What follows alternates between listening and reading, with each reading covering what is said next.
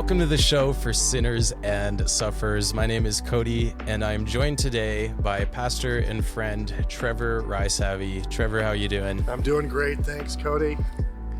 Just off of sickness, so I feel like I'm myself again. Well, that's good.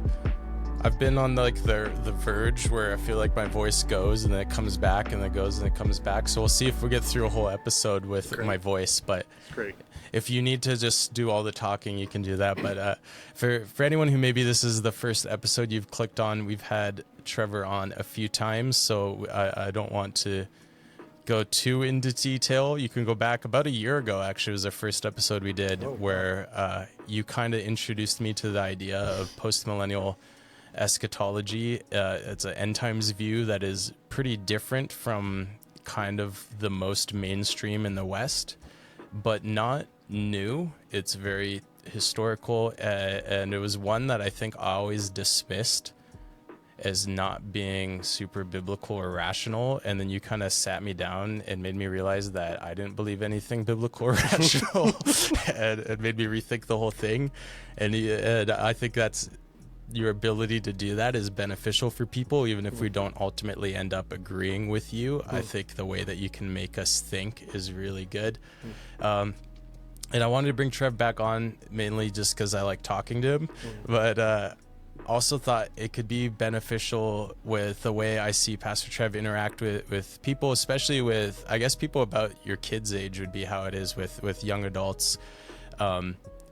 The way you kind of mentor and teach, I think, is really inspiring and aligns with my goal for this channel. Right. And I think in this moment in time, historically, I see a lot going on. Like when I open TikTok, and part of it's that it knows who I am and it knows what's going to get me to like in the rabbit hole. But I see all these videos of my peers and younger, like 20s and 30-year-olds, people kind of despairing at the world and despairing at, the economy and the housing market. They're like, I'll probably never own a house unless our economy crashes. So it's like, do I want the economy to crash? Maybe.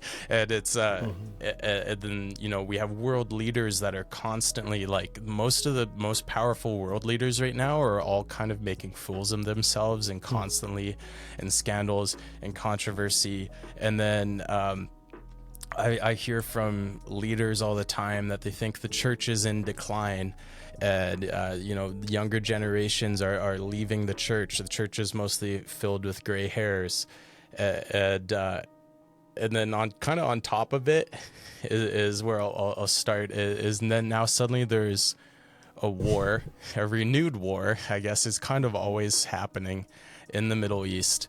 And you have a lot of Christian leaders double down on this, like, yep, this is the end, time for the church to get in our bunkers and get our cans of beans and just be prepared for everything to be terrible and just ride this out until Jesus rescues us. And I think it'd be really easy in light of everything for a person to just feel hopeless and feel despair, and I'm hoping, because I see you as someone who has a lot of hope, and you see a lot of hope in the things that are going on, and I thought hopefully our conversation can kind of go that direction. We help others to see that hope as well. But I wanted to throw it to you right up front. So I just did an episode with Matthew on Israel, like, what is it? How does it fit into the Christian framework? How does Israel fit into the narrative of redemption of God saving his people? And I just want to pose it to you from your perspective. Does Israel, the nation, have any specific significance in the outworking of things in end times or eschatology? Is Israel still significant specifically? Yeah, it's a good question, I think, to be asking. And I don't think, if you've read your Bible at all, I really don't think it's possible to be kind of ignorant of this idea that one way or another this could potentially be significant. And I think the reality is Israel has always been significant in one sense, as that this is the original people of God that was chosen, called out of Abraham. And throughout the Old Testament, the perspective of the Bible is always told through the eyes of Israel. And so, yes, Israel is significant in everything. However, you do have the book of Galatians, the book of Hebrews, and a few other books that describe the church as being grafted into the concept of Israel. In fact, I was just relearning some things and going over some things before this, that in the Old Testament, they actually use the word ecclesia to describe Israel. But then Paul uses the word ecclesia to describe the church has gathered in Galatia that's made up of Jews and Gentiles. So there's actually, even in the biblical writers, there's no longer the kind of distinction that we thought of previously in terms of ethnicity exclusively. And so you do have the importance of Israel, but you have it actually reshaped in some ways, not replaced, but reshaped and re-understood. And so I think that's an important thing to understand, that when the Bible described Israel, it never described the land definitions as we might understand it. It never understood Israel as something that had a citizenship where, if you were born there, you were automatically a citizen inside of it. And so a good example is, let's say you come from Thailand, but you're born in Canada. Your citizenship is automatically in Canada. Your ethnicity is actually something a little bit separate. And so I think one of the problems that we have when discussing Israel is we never understand what is actually happening when we describe the word Israel. Are we describing someone who's born in that nation, or are we describing someone who's Jewish? Because technically, you could not be Jewish, but be born in Israel. So I know a friend of mine who is Ukrainian, but his ethnicity is Ukrainian, but he's born in Israel. Well, what is that? Well, this is why I think we need to be a little more careful about how we understand that Israel was never described as exclusively land in the Bible. It was always described as the land of Israel, the people. And so when Israel was exiled in Babylon, they were still called Israel. The land wasn't called Israel. They were called Israel as a people. And so if you don't kind of understand that, I think that there's always going to be some sort of confusion as to how does Israel fit in eschatologically. Well, what do you mean by that word? Do you mean the people within the land? Do you mean Jewish people? Do you mean the people that God called? Do you mean like the actual man, Israel, who is... Most people don't even know that Israel was named after a man. Yeah. Whose name was Jacob. So, I mean, you can't have those kind of discussions without that. And so I think some of the stuff of Israel that we're talking about that becomes fear-mongering ends up just being a lack of understanding the basic terms of discussion of what we're actually talking about. So once you kind of get that and you say that, well, the recent conflict with the Middle East, well, is it with Jewish people or is it with two nations? And so I would argue it is not with a people group, it's with two nations.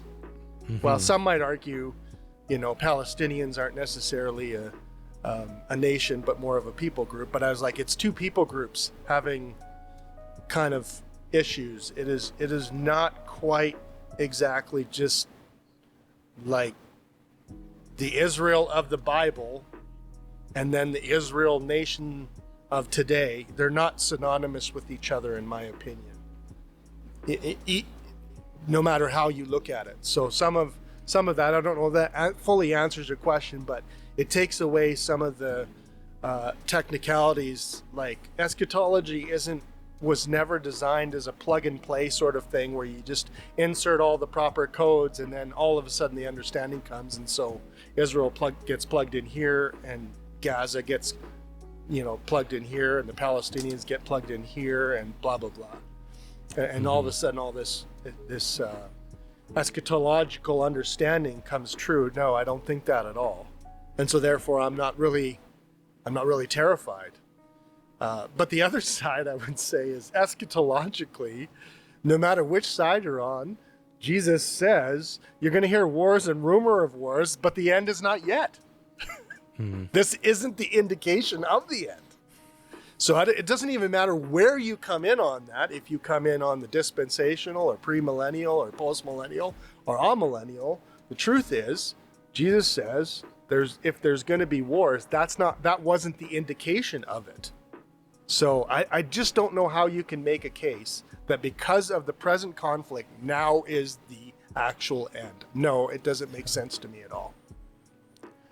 That is an interesting point, and it's one of those passages that when you try to read it as much as you can without external influence, without bias, when you read, when you hear of wars and rumors of wars and these things, does the phrasing, does he even say don't worry or something? Yeah, it does. But he's like, do not fear, that is not the end. That's not the end. And then we just fill in based on our other things that have influenced our understanding. Oh, well, the wars and rumors of wars are not the end yet. The end is then when there's even more wars and it's even worse, or is the end then peace because there's no more wars and rumors of wars? And I guess that's a kind of a dividing line in the views is if wars and rumors of wars isn't the end, is the end even more wars, or is it the absence of wars?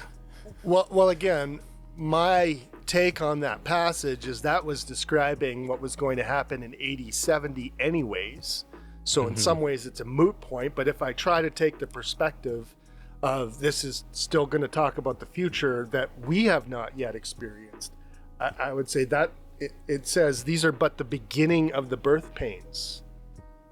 And so I just don't know how you kind of make a case that what's happening right now, like a conflict. And by the way, we're hearing about the conflict, and the conflict is pretty bad right now, but it's not like this is a brand new conflict. It's been happening for quite some time. So I don't know where you begin, just because they don't like each other now does not mean that you don't have a long history of conflict. And so where does that start? And this is where it gets so technical. I'm like, I just don't understand how this particular conflict is the one that's actually kicking off the end times. Like, you could have said that about any conflict in the last, and you know what? Many people in terms of eschatology have been trying to do that. They were like, okay, Israel became a nation in 1948, and so a generation later, as the Bible says, we're going to see this. And then that generation came and went, and then we said, oh, maybe it's 2 generations, and then 2 generations came and went, and we're almost hitting a 3rd generation, and now some are saying, oh, it's going to be 100 years within that nation Israel becoming a nation in 1948. So technically we'll have till 2048 to see, but my guess is 2048 will come and go, and then what? Then what will we say? We keep trying to predict this. We keep saying it's kicking off the end, and the end doesn't keep coming. And actually, so far, I'm right. Yeah. Right? Like, so far, everyone who says Jesus isn't going to come yet has been right. And those who have said Jesus is coming soon have been wrong. Yeah. So I've thought it's somewhat ironic that the majority of end times ideas or eschatological frameworks are all saying Jesus could return any minute, but then also have like a whole checklist they've discovered of things that have to happen first. And somehow don't see those as contradictory. It's like Jesus could return at any minute as long as a third temple is built on the Dome of the Rock, right. Or Jesus is going to come any minute, so long or as soon as all the nations are Christianized, to take a step the other direction. But it is kind of funny that you have these almost conflicting ideas, that it's like we invent checklists for ourselves that we believe have to pass before Jesus can return, whereas the only, like, the most definite thing we have from Jesus is that nobody knows, and that we're going to be surprised. Yeah, and so that's just it. You know, I think every single generation outside or after Jesus' ascension basically thought it's going to happen within my generation. Like I'm pretty sure every single generation, every single century had somebody who was very convinced. I mean, Martin Luther was very convinced Jesus was coming back within a couple of years because of what happened in the Reformation and so on. And it actually seemed to intensify. And then in the early 1900s, it just seemed like that increased, where there's more and more and more people. And then back, you know, in the 80s, particularly, 1988 was a big deal. Like 1988, how many years ago is that now? 40? Yeah. Like 40 years ago, they were saying 1988 is the year. Like a full generation after a generation. And we're not getting it right. And I'm just, in some ways, I'm pragmatically losing my faith. Even if they could be right, I'm like, but the chances seem so low based upon past history. But the other side of that is, you know, what it's doing to people is harmful in some ways. And so I'm starting to see a bit of a harm that it's probably one of the reasons why I'm willing to push back on some people a little bit, is there's actually kind of a harm to this very escapist emphasis that discourages people. And one of the things that I've discovered in my journey of eschatology is that I am absolutely convinced if your eschatology scares you or makes you afraid, you don't have correct eschatology. It doesn't really matter what it is. But if it scares you, it's not correct, because there's no evidence biblically across the board of eschatology being something that scared people into believing in God. There's nothing like that in the scriptures. Every time that actually some of the clearest eschatological words come is in places like Ezekiel, Daniel, Zechariah, and Revelation, and all four of those places were prophetic ministries to people in dire straits to give them hope every single time. And so if your eschatology excites you and makes you long for good days but brings you great hope, you probably have a good grasp of this. So that's why I say if what's happening in Israel makes you afraid, then I'm like, but I don't think you're seeing it right. Maybe if it kickstarts some things, there's a bit of excitement there, but there should also be like anyone that's for any reason excited about what's going on between the Palestinians and the Israelis should rethink how they think about that. Like, you should never be excited that someone's engaged in war. Like, that doesn't feel at all like God's heart. In fact, it's the opposite. God's like, if you think I enjoy disciplining you, you're misunderstanding this. You need to understand that it is difficult for him to discipline his people. Even if he does, and even if it's difficult, I think God does not take pleasure in people's suffering. Not at all. It's probably the hardest part of God being God, is his steely will that pursues his discipline amongst his people, in spite of the fact that it can cause tremendous suffering. I think he can only do it because he has in mind something that's much better for them and that they will understand at some point. But so that's the other thing I would say is, we shouldn't get excited about what's going on in Israel because there's some terrible suffering. But we shouldn't get excited about any war. We shouldn't get excited about any suffering in the world. Again, I know that's a little bit off topic for you, Cody, but that's a little bit of how I feel about what's going on there right now. Yeah, no worries. You might have rearranged my further questions just based on that. So sorry if I throw you for a loop. No, that's fine. I was trying to look up a passage, but I made my computer ding really loud, which now I'm gonna have to cut out of the audio. So I'm gonna stop looking it up. But you made me think of a point. You said we have this tendency towards kind of an escapist theology, and I've used the term defeatist. That it's like we anticipate loss, and I think it was within the last year, there was a John MacArthur clip that went semi-viral where he's kind of pushing back on amillennials and post millennials. And he says, we lose down here. He says, they killed the apostles, they killed Jesus, they're going to kill us. And I think for me, the first red flag was that them killing Jesus wasn't actually Jesus losing. That was the victory, which I'm going to give him the benefit of the doubt that he would acknowledge that if you put him on the spot, that he just kind of misspoke there. But I do see, especially like one of the questions I wanted to ask you about it is the church, and you hear lots of people talk about the church being in decline. And the passage I was trying to look up because I wanted to read it, and maybe you'll know what I'm referring to. But in that similar discourse, I believe it's an Olivet discourse, he talks about an apostasy. I don't think he uses the word, but we interpret it as an apostasy, as people leaving and wandering away from the faith.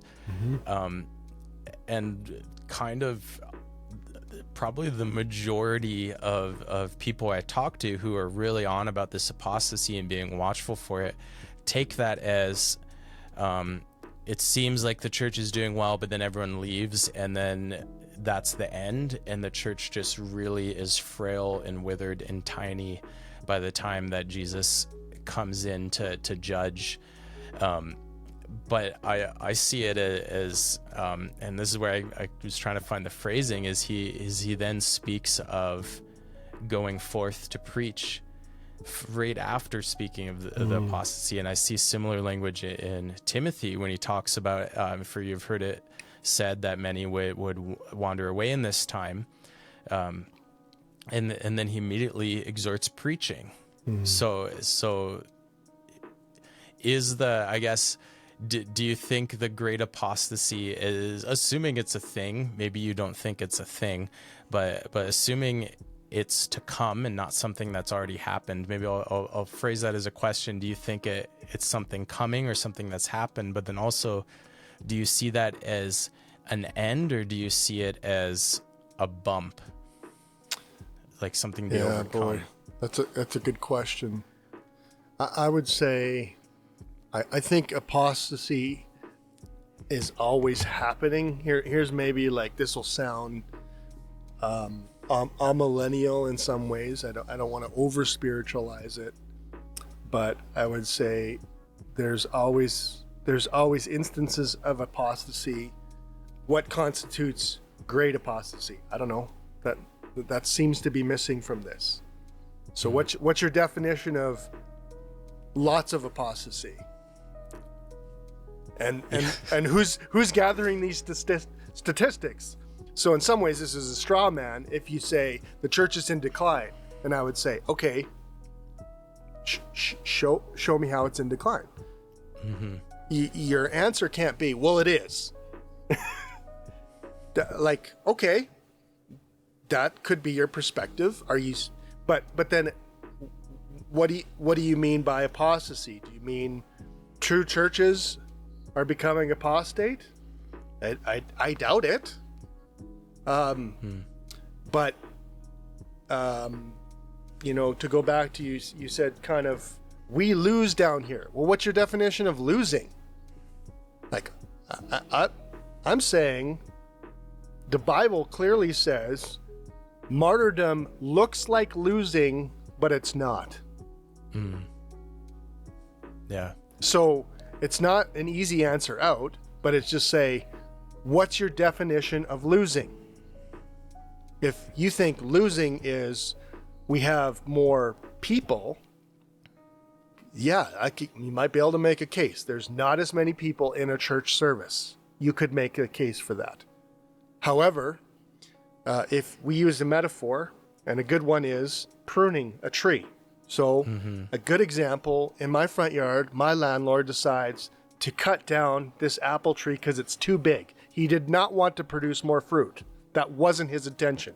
His intention was, let's get rid of this gangly tree in the front yard of our house. Let's make it a little more manageable, and let's pare it back a bit. And so he did. He cut it right down, almost to the point of it dying. Now this year we got big, red, juicy apples that I thought only grew in BC. Yeah. So did the tree decline? Well, if you looked at last year in the fall when he cut it, yes.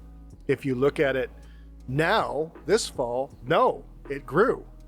So that's the problem with saying it's declined. In comparison to what? Over the whole world? No, the church is not declining over the whole world. There are 2 billion Christians. I'm not that good at math, but that's 20% of the present population of the world is Christian. That's not a dying religion. It's not declining. Now, is everyone like high volume Christian? I don't know. That's a difficult thing to put your hand on. But one thing I know for sure is you can't just say a blanket statement like the church is in decline or things are going badly or we're losing without kind of going like, well, what part of it are you looking at? Are you looking at over the history of 2,000 years? Like, I'm pretty sure this thing started with 12 people, and right now, living today, we got 2 billion. So that's not a decline as far as I know. And that's not even including those who have died in the faith. So how are you defining decline? Like your local church? Did your local church gathering go from 70 to 40? Yeah, that's decline. Did the Canadian church in general? In some ways, yes, but in other ways, I would say, but the gospel was getting lost somewhere. And so what happened was people that weren't actually Christians just quit pretending. That's not necessarily decline. That's a little bit of pruning, but to go back to my, statement about the apple tree, that actually is the way God gets growth going. So the reality is, if you look carefully at the pattern of history, what you see is every time there's pruning or discipline or persecution, the church grows. Every single time. It never fails. This is the way. So losing is something that needs to be redefined a little bit, like which part are you in that small window of heavy persecution? I guess you could make the case for losing or decline or whatever, but if you start broadening and looking a little bit more at church history, I think you can't make the case anymore that ultimately that is losing. It's actually growing. Yeah. I wonder if a lot of leaders and people who are saying these things are really just mourning the decline of cultural Christianity. Yeah, I think that's fair. And that's something too that, so when, because I've done this where I still want to plant a church someday. People have been on the show for a long time know that when we started this, I was planning a church and it didn't work. And whenever I talk to people, they're like, well, churches are struggling. There's no point planning. The church is in decline. Churches are struggling. And my personality is to go, they're struggling. Okay, let's double down and go harder rather than like, oh no, they're struggling. I guess we'll stop planning churches. Right. But it just reminded me too of when I was just a little immature Bible college student. We were learning about I think it's called the gravedigger hypothesis. It's this idea that the Reformation was ultimately destructive. and in part, I guess, to the unity of the church. Maybe you could make that case. But they're like, look at how much influence the church had and how influential the church was. I was like, yeah, but also you had a loss of the gospel, some terrible theology, like basically an abusive structure calling itself the church. And you're in a situation where people just assume they're Christian because they exist. Like they're like, I'm born, and they're like, well, yeah, I live in England, of course I'm a Christian. Right. And have like losing that cultural Christianity and losing that massive cultural force that called itself the church, actually, I think ultimately was a good thing. And and I suspect, and I've said, even in the midst of those first like year of COVID lockdowns, I think this is going to be a good thing ultimately for the church. Because you're a pastor, and I've been a pastor for a fraction of the time that you have, but you spend a lot of time trying to like please people who doesn't sound very pastoral, but who are essentially dead weight, like people who aren't actually part of the church, aren't part of the fellowship, that they're just there to make noise. And a lot of those people, it seems like, are leaving when it becomes less cool and less beneficial to be part of that community. Right. And I think it's difficult to get into I don't want to get too hung up on this idea that I know the difference between who's in and who's out in the church. But the church has always been described as the church visible and the church invisible. And I think there's an aspect of this that, if it's invisible, that means you can't really see it or understand the boundaries of it. And so don't put a lot of time and effort into, is this person like truly in? Were they in? Were they not in? And more into, like Jesus said, treat them according to their fruit. You will see them according to their fruit. And that's what you're supposed to do. And His Holy Spirit is the one that can see right into someone's heart anyways. It's not really our job. It's not only not our job, we're not capable of it. We're not actually capable of seeing into someone's soul and seeing if they really truly believe.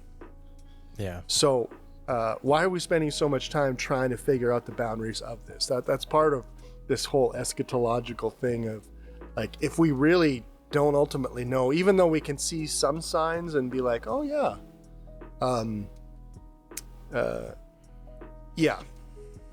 besides that, I mean, my last argument to that is the instructions are to flee to the region of Judea. Yeah. If we see the signs, if we're going to take that at kind of face value. So I don't know if WestJet started to fly to Judea or not, but as far as I've checked, I think it's only London and other places. But that's tongue-in-cheek. That's an easy pot shot at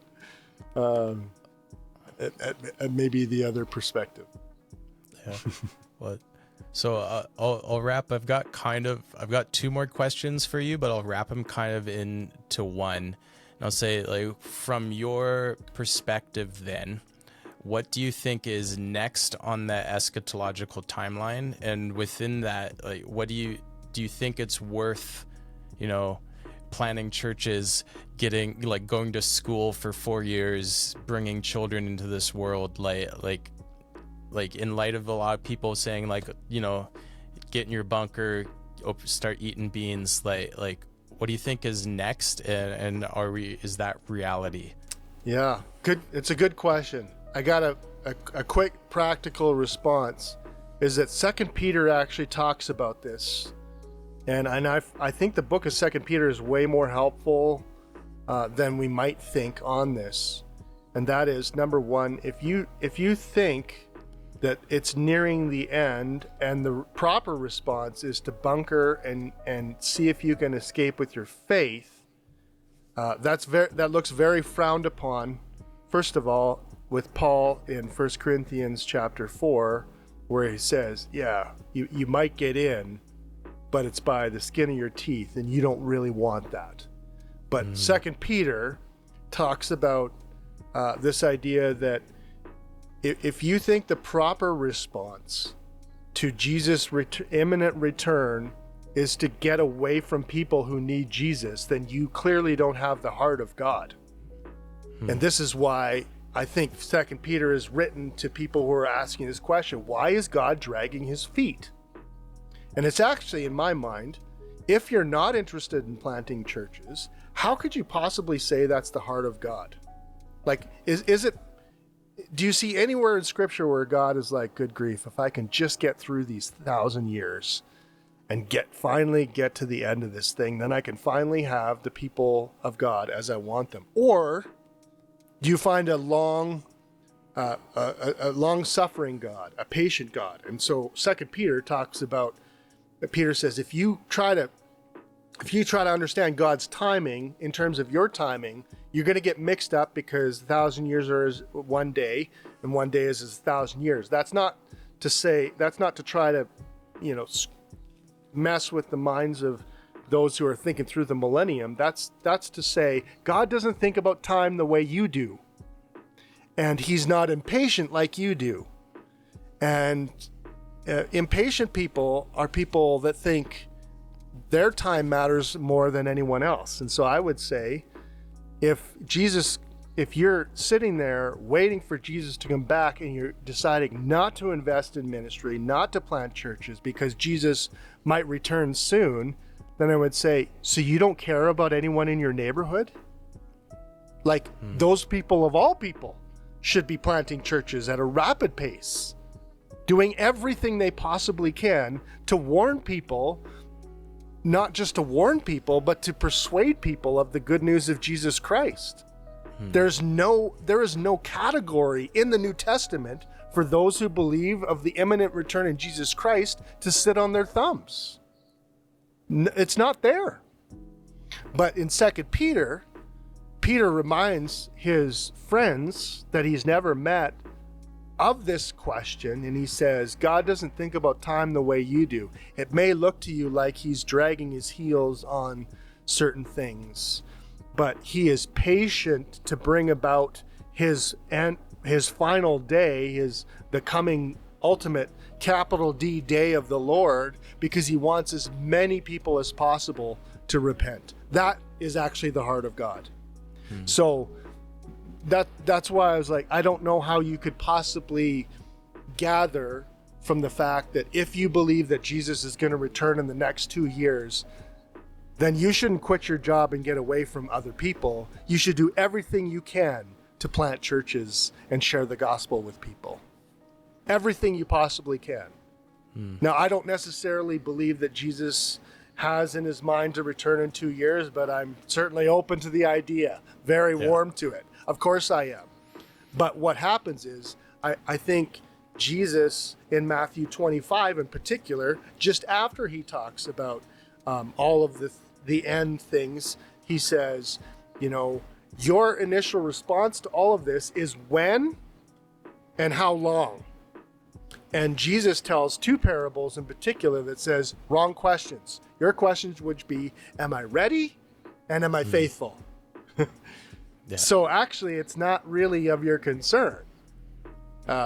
If you understand eschatology, you've got two faithful responses: to be faithful and to be ready. Those are it. So both sides should plant churches. Do you see my argument there? It doesn't matter on which side of this you fall. The right response is you should always be thinking about more people repenting, which is what church planting ends up being. But because I don't feel that there's this enormous pressure of Jesus returning in the next few months, I think I have the opportunity to think a little bit more healthily about the longevity of training leaders. You don't have to rush to put in people that are unqualified anymore. And so I think there's in this, what I actually just talked to this about someone today. So when some people hear the word urgent, they make that word synonymous with panic, and they are not synonymous. So you can be urgent, meaning this is really important and I need to do this. And you can be panic, like, oh my goodness, what do I do? And there's no category for the person who's panicking. Like That's why you have, I think, Matthew 25. You're going to see wars. You're going to see rumors of wars. You're going to see all kinds of conflict. Don't worry. Don't panic. Right? Like when Jesus comes, he does not bring this essence of, he brings the panic, do not fear. He sends angels specifically for that purpose to say, don't fear. Don't fear. Don't fear. Don't be afraid. I'm here. I'm here. I've got this. And so that's why I think it doesn't really matter to me what aspect, what conviction you hold on those parts of eschatology. It doesn't change, should I bring kids into this world? Can you? You should. Right? Should I get married? Yeah, of course you should. Should you go on a missions trip? Yep. Should you sell all your goods and, your house? Well, is it a good time to do that? You should be ready for Jesus at any time, and yet you should be perfectly comfortable with 70 years, 100 years, 150 years from now. No. It shouldn't change anything that you do. Yeah. Oh, that's good. I like when you get passionate enough, you start slapping your microphone. That's how you know it's it's good stuff. Sorry. But I want to kind of a final question to allow you to, I guess, give some closing remarks. Is I just wanted to ask you what sort of wisdom or advice or how would you encourage younger Christians who are maybe tempted to despair, who are looking at the economy and looking at government and looking at wars going on and hearing these things and are just like finding it hard to have hope? What would you say to those people? Right. It's good. My advice would be to look to the places in Scripture where the letter was written to people who were in a similar situation to you. So where, for instance, one of the best places you can go is to books of the Bible where the prophets are speaking to those who are currently in exile, because that was a pretty dark place. What kind of things did they hear? Well, they heard God wins in the end. God's kingdom will reign. I would say turn to the Psalms, where you see actually the whole trajectory of David, who starts maybe in despair, but doesn't end in despair, because he has kind of vocalized his despair. But as he vocalized his despair, he also vocalizes God's answers to his despair, the things that he knows to be true and that he's heard before.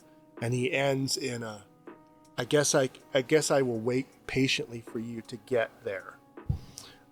So look for the contexts in the Bible where you know that the letters and the books are written to people who actually hold a lot in common with you.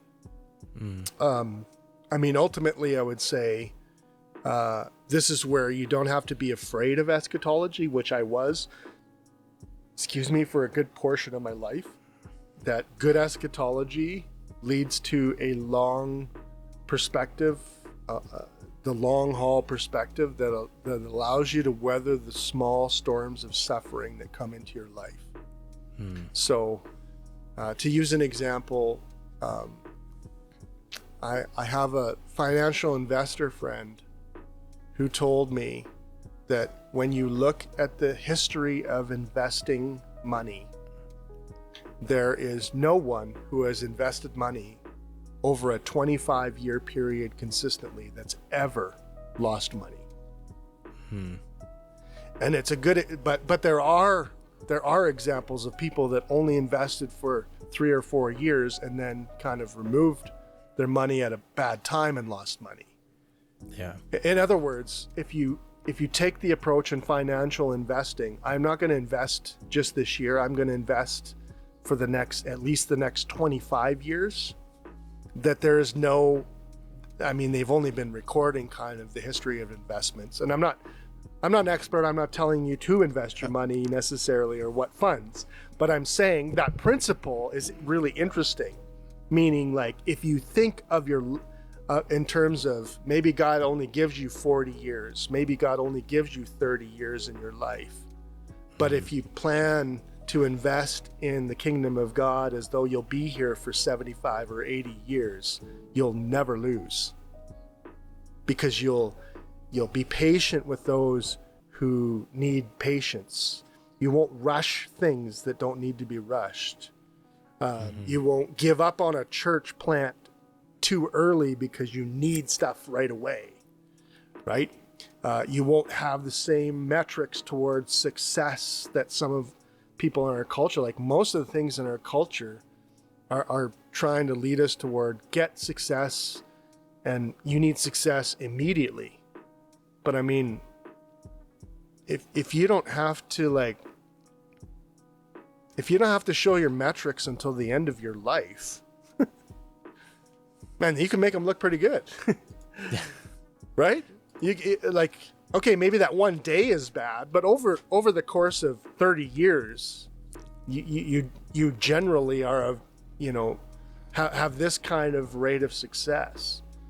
So I think that long-term view, whatever you need to do to garnish that long-term view, and I believe that can come with some good hard looks at eschatology.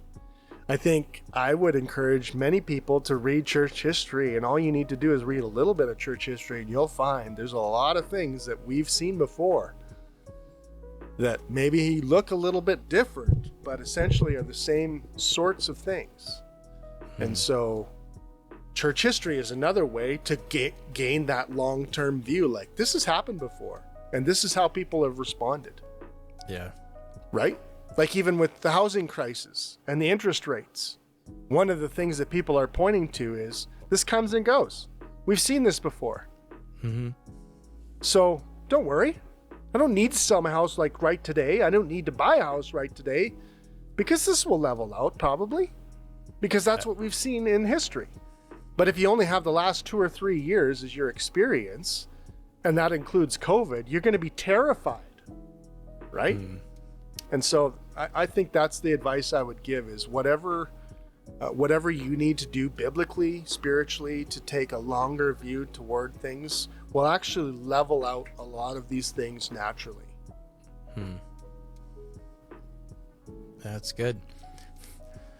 I just want to put in that we are not qualified to give any financial advice, and we accept no liability.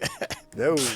But in line with the giving poor advice, it's funny, as you just reminded me, is one of the little stories I like to give to youth group kids all the time is I learned that at the end of high school, I was never like an honor student or anything, not Dean's List in college, any of that stuff. But I started, if I felt I was failing a class, I'd just withdraw from it because I didn't feel like it was worth spending my time doing something that I wasn't worthwhile anyways. And I didn't know until I had already walked and done everything for my grad that withdrawn courses don't show on your final transcript.